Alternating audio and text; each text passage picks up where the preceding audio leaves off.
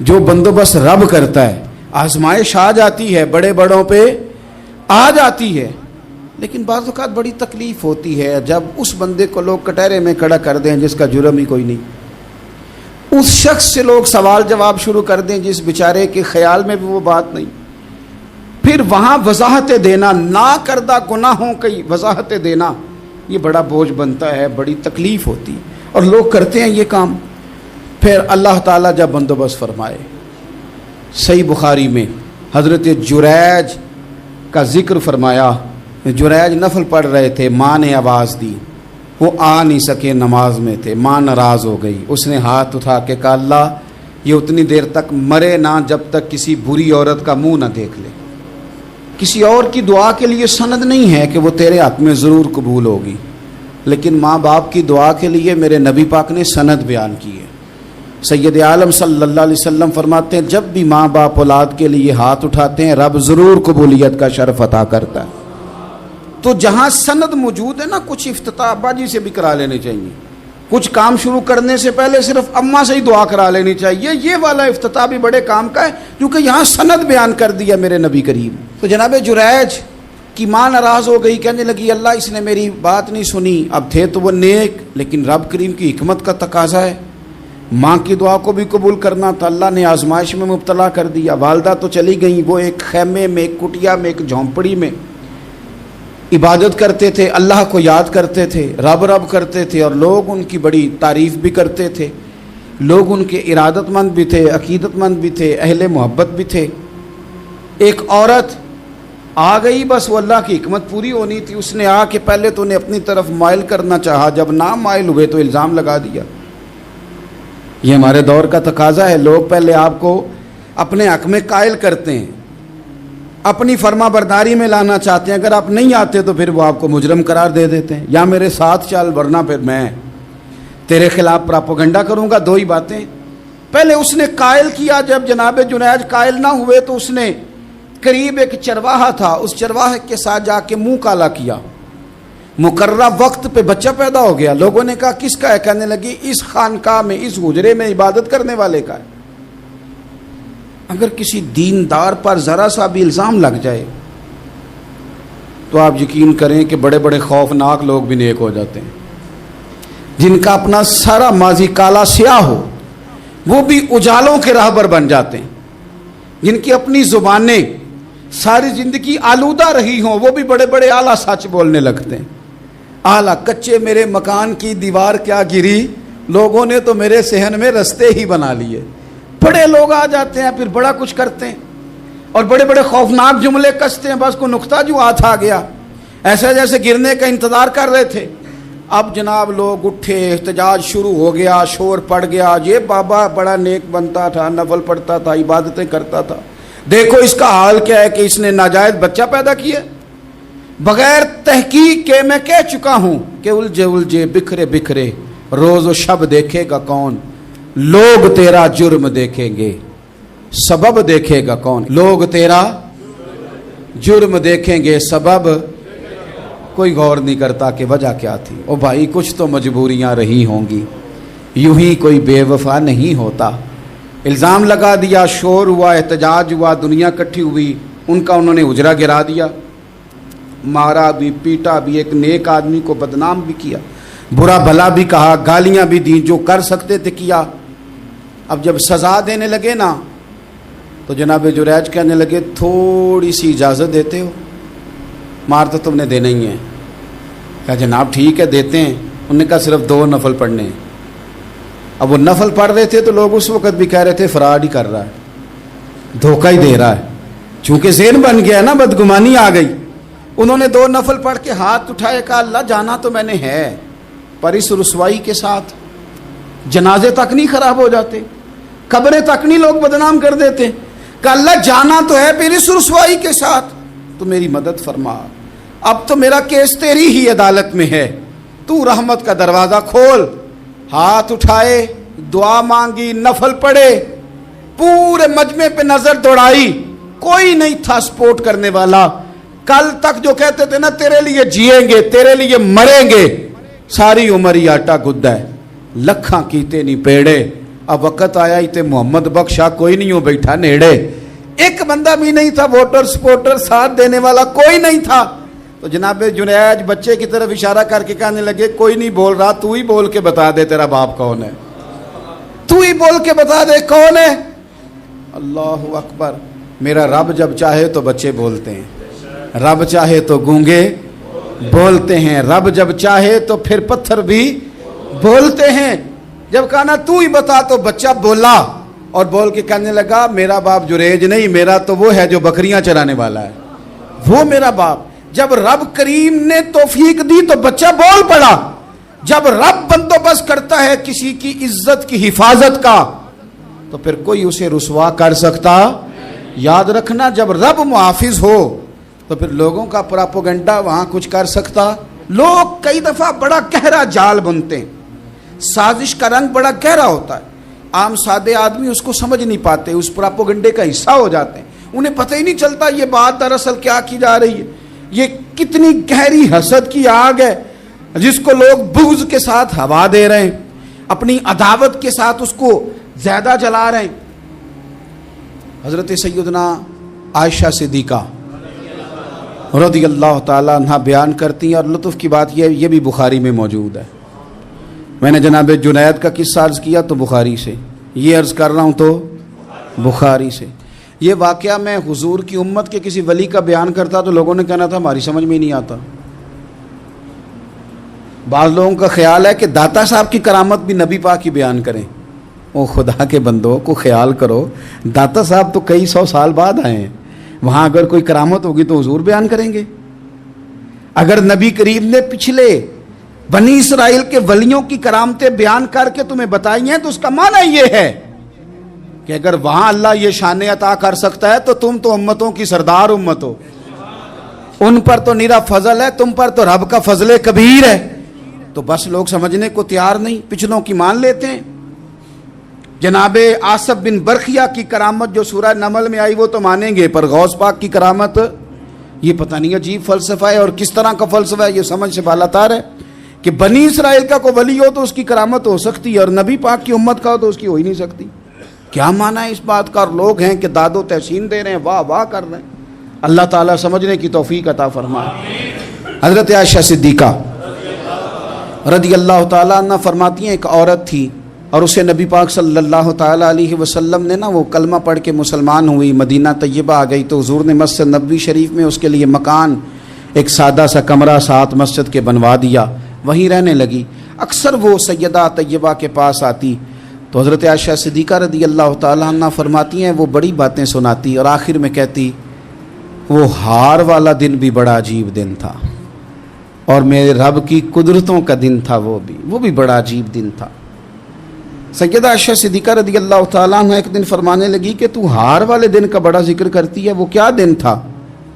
تو خاتون کہنے لگی اماں جی وہ دن تھا جب میرے رب پر بھروسہ اور مضبوط ہو گیا, جس دن میرا اپنے رب پر توکل اور بڑھا, میرے ایمان میں یقین میں اور پختگی آئی.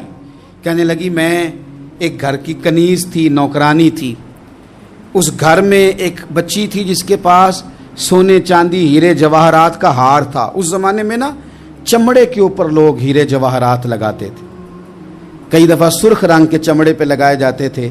وہ بچی پہنتی تھی تو کہتی ہیں وہ بچی کے اس نے اتار کے رکھا یا اس سے گرا وہ ہار تو چیل اسے اٹھا کے لے گئی گوشت سمجھ کے اور میرے سامنے اٹھا کے لے گئی. گھر والوں نے مجھ سے پوچھا, یہ بخاری میں موجود ہے, گھر والوں نے پوچھا مجھ سے کہ وہ ہار کہاں ہے, تو میں نے کہا چیل اٹھا کے لے گئی. گھر میں کچھ چوری ہو جائے تو سب سے پہلا الزام کس پہ لگتا ہے؟ ملازمین پہ. کہتے انہوں نے مجھے بڑا مارا, بڑی تکلیف تھی, حتیٰ کہ میری شرمگاہ تک کی تلاشی لی, میری عزت اتنی خراب کی میں بتا نہیں سکتی. میں نے اپنی زندگی میں ایک واقعہ دیکھا, ایک امیر گھر میں چوری ہو گئی, ملازم کو اتنا مارا کہ وہ چارپائی پہ پڑ گیا. پولیس والوں سے اتنی مار پروائی گئی کہ وہ بیچارہ چارپائی پہ پڑ گیا اور پھر وہ اتنا بیمار ہوا اور کچھ دنوں کے بعد پتہ چل گیا کہ چور تو اپنا بیٹا ہے ان کا. پھر اس کا انتقال ہو گیا. اب وہ سیٹھ صاحب اور گھر والے آ کے مرنے والے کے کان میں معافیاں مانگ رہے ہیں, کان میں تو میں نے ان سے پھر کہا تھا کہ یہ تو اب چلا گیا ہے، تمہارا زور چلتا تھا نا، تو تم نے قانون خریدا اور تم نے اسے جتنا ہو سکا تم نے اسے مار پڑوائی، تمہارے پاس جو عدالتیں تھیں تم نے وہاں کارروائی کی، اب ایک عدالت قیامت کے دن لگے گی۔ یہ کمزور تھا نا، کچھ کر نہیں سکا۔ میرے نبی پاک صلی اللہ علیہ وسلم نے فرمایا سن لو، اگر سینگ والی بکری نے بغیر سینگ والی بکری کو تکلیف دی ہوگی نا تو قیامت کے دن اسے بھی بدلہ دینا پڑے گا کہ تیرے پاس سینگ تھے اور تو نے اسے مارا تھا۔ وہ خاتون عرض کرتی ہے سیدہ عائشہ کی خدمت میں کہ مجھے بڑا مارا، مجھے تکلیف دی، میں کہہ رہی تھی کہ میرے سامنے چیل لے گئی ہے پر وہ نہیں مان رہے تھے، اماں جی انہوں نے مجھے بڑا مارا۔ حضرت عائشہ صدیقہ کہتی ہیں پھر کیا ہوا؟ کہنے لگی اماں جی جب کوئی میرا مددگار نہ رہا، مجھے تکلیف دے رہے تھے، رسوا کر رہے تھے، تو میں نے اپنے رب سے مدد چاہی، میرے رب کی طرف میں نے توجہ کی، میں نے کہا مالک اب تو ہی میرا مددگار ہے۔ کہتی ہے وہ مجھے مار رہے تھے تو وہ چیل جو ہار لے گئی تھی وہی لے کے واپس آ گئی، اور ہمارے سروں کے قریب لا کے اس نے جب اس ہار کو پھینکا وہ مجھے چھوڑ کے سائیڈ پہ ہوئے، وہ میری بے گناہی جان گئے، لیکن آپ کو بتاؤں اس دن سے میرا اپنے رب پر یقین اور بڑھ گیا۔ مجھے سمجھ آ گئی کہ جب انسان پورا ٹوٹ جاتا ہے اور جب کوئی چاروں جانب اس کا مددگار نہیں ہوتا تو رب تو ہوتا ہے نا، اللہ تو اس کا مددگار ہوتا ہے نا، وہ تو پھر اپنے اس بندے کی مدد کرتا ہے نا، پھر وہ تو توانائی دیتا ہے نا، وہ تنہا نہیں چھوڑتا، وہ تو آنسوؤں والوں کے آنسوؤں پہ بڑا کرم فرماتا ہے، وہ تو قسم پرسی میں آ جاتا ہے، اس کی رحمت بڑھ کے استقبال کر لیتی۔ تو بھائی جب آپ پر اللہ کی حکمت کے تقاضے پورے ہونے لگیں اور زندگی میں کبھی کوئی ایسا وقت آئے کہ آپ محسوس کریں کہ تنہا رہ گئے ہیں اور کئی اپنے بھی مخالفین کی جماعت میں نظر آنے لگے ہیں، تو اس وقت پھر دل، روح، زبان اور ذہن کو یکجا کر کے سمجھ لینا کہ جب ساری دنیا ساتھ چھوڑ جاتی ہے تو رب کی رحمتیں اس وقت بھی ساتھ رہتی ہیں اور اللہ کی مدد اس وقت بھی بندے پہ کرم نوازی کرتی ہے۔ ایک اور حدیث سنیں، لطف کی بات یہ ہے یہ بھی بخاری میں ہے، یہ بھی واقعہ بخاری میں ہے۔ اللہ اکبر۔ ایک شخص نے نا ایک بندے سے قرض مانگا، اس نے کہا مجھے قرضہ دو، وہ کہنے لگا کہ کتنا قرضہ؟ اس نے کہا 1000 دینار۔ دینار سونے کا ہوتا تھا، درہم چاندی کا ہوتا تھا، 1000 دینار چاہیے۔ اس نے کہا کوئی گواہ ہے تیرے پاس؟ غریب کا گواہ بھی کوئی نہیں بنتا، کبھی الجھ جائے نا کوئی بندہ تو کئی اپنے بھی کہہ دیتے ہیں کہ ہم اس کے قول فعل کے ذمہ دار نہیں ہیں۔ ایک غریب آدمی کو قرض کی ضرورت پڑ گئی، 1000 دینار چاہیے۔ میں کہہ چکا ہوں کہ درہم چاندی کا ہوتا تھا، دینار سونے کا، اب 1000 دینار لینا ہے۔ تو جس بندے سے اس نے کہا، اگرچہ وہ نیک بندہ تھا، اس نے کہا یار 1000 دینار دے دو، تو کہنے لگا کوئی گواہ ہے تیرے پاس؟ وہ کہنے لگا غریبوں کا گواہ کون ہوتا ہے؟ ہاں ایک گواہ ہے۔ کہا کون؟ کہا میرا رب، وہ تیرے اور میرے بیچ گواہ ہے۔ اس نے کہا کوئی کفیل، اگر تو پیسے نہ دے سکے تو وہ بعد میں دے دے، یا تجھے کچھ ہو جائے تو وہ دے دے۔ اس نے کہا کفیل بھی میرا اللہ ہی ہے، میرے پاس اگر ہے تو رب کریم کا نام ہے، اگر اعتماد کر سکتا ہے تو کر لے۔ بندہ نیک تھا، اس نے کہا رب کے نام پہ، رب کی کفالت پہ، اللہ کو گواہ بنا کے میں تیار ہوں تجھے 1000 دینے کو۔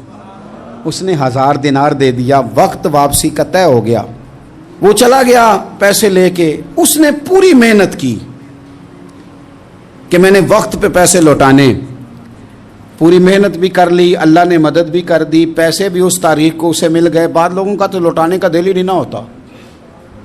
فرمایا حدیث پاک میں کہ تو لوٹانے کا ارادہ کر، رب تیری مدد بھی فرمائے گا۔ لیکن یہاں بہت سارے لوگ کہتے ہیں خیر ہے، ارادہ ہی نہیں، تو پھر جس طرح کا بندے کا گمان ہو رب بھی اسی طرح کا معاملہ فرماتا ہے۔ اس نے پیسے جمع بھی کر لیے اور واپس دینے کو تیار بھی ہو گیا، لیکن رستہ بحری جہاز کا تھا، کشتی کا تھا، دریا کے رستے واپس آنا تھا۔ اب وہ جب آ گیا دریا کے کنارے تو بڑی کوشش کی، پر وہاں اسے کوئی کشتی نہیں ملی۔ وقت پہ پیسے لوٹانے ہیں، سفر کرنا ہے، اب سواری میسر نہیں ہے۔ سوچ سوچ کے پریشان تھا کہ میں نے تو اللہ کے نام پہ لیے۔ اچانک دل میں ایک تجویز آئی، اس نے ایک لکڑی لی، لکڑی کو اندر سے کھولا، 1000 دینار اس میں بھرا۔ بخاری پڑھ رہا ہوں، اور ساتھ ایک خط بھی لکھا کہ یار میں پیسے پہنچانا چاہتا تھا پر مجھے کوئی چیز نہیں ملی دریا کے اس پار آنے، اللہ کے نام پر تیری طرف روانہ کر رہا ہوں۔ اور یہ کہہ کہ وہ لکڑی دریا میں رکھ دی، وہ لکڑی ڈوب گئی ہے، واپس آ گیا۔ وہ جس نے پیسے لینے تھے وہ عین مقررہ وقت پر دریا کنارے آیا، صبح سے سر شام تک اس نے انتظار کیا۔ دل ڈھلنے لگا تو دل میں خیال آ گیا کہ یار نہیں، اس نے دینے ہی نہیں، جھوٹا وعدہ کر گیا، پہنچا ہی نہیں وقت پہ۔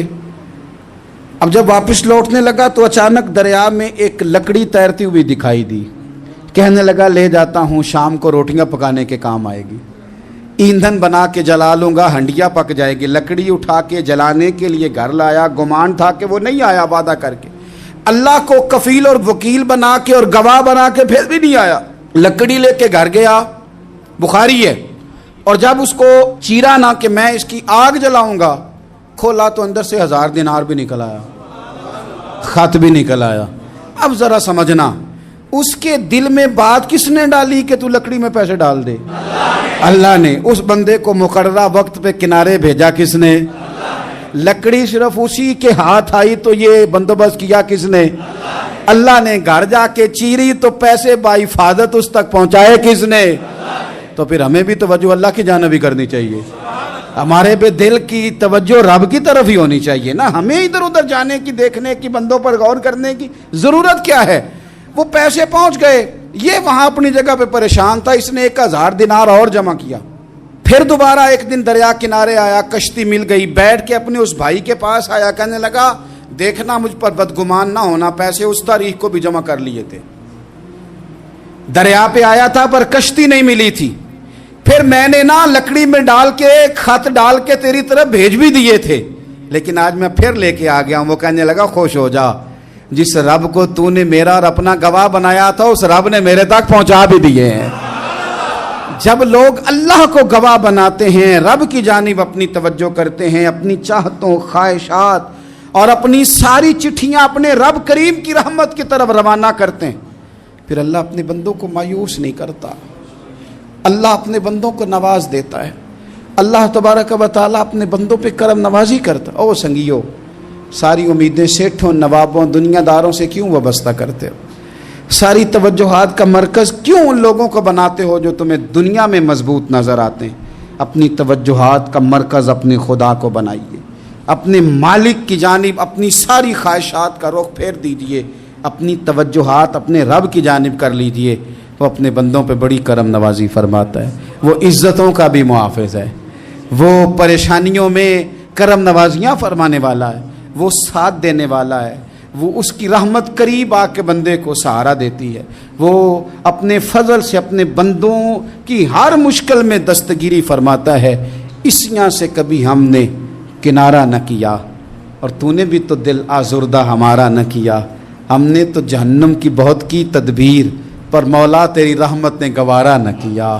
عدل کریں تے تھر تھر کمبن، اچیاں شانہ والے، تجھے تو فضل کریں تے بخشے جاون، میرے جے منہ کالے۔